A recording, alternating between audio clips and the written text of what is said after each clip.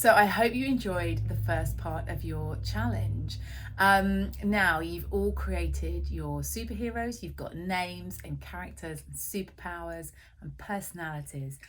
So the next thing I had to think about once I thought about all of those things for Pizazz was what she looked like. And there were clues. I had lots of clues in her character, her personality and her name, and her power. That I used when I was thinking about what she would wear and how she'd look overall. So because she's a reluctant superhero, I didn't want to give her like a super slick superhero costume. I wanted it to be a little bit scruffy, a little bit normal looking. So really she's wearing shorts and a t-shirt, isn't she? But a cool t-shirt, cool shorts.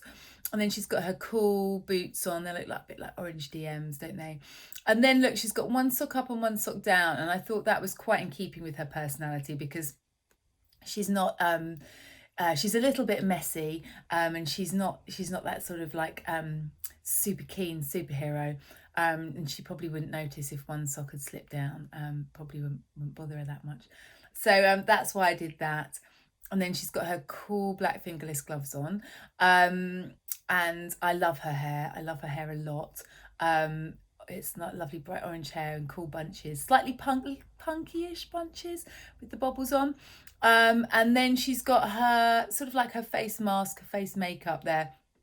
And that's based on the makeup of a famous pop star from a while ago called David Bowie, and he was quite an outsider. He did things quite differently, and I think Pizazz is a bit of an outsider, and she does things quite differently too. So that's why I gave her that makeup. But then obviously she's a superhero, so she needs something superheroish about her costume. But instead of giving her something normal and useful and whizzy, I decided to give her a giant cape. And it looks like the sort of cape she might have to grow into. You know, when you get a uniform that's like 2 sizes too big, or jumpers that are too big and you've got to grow into them. Well, that's sort of like, I think, Pizazz's cape there. And so of course it gets in the way. It's really annoying. It drags in puddles. She trips over it.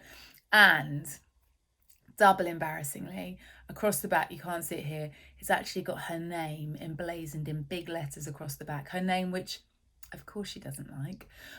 So her name that she doesn't like quite literally follows her around everywhere.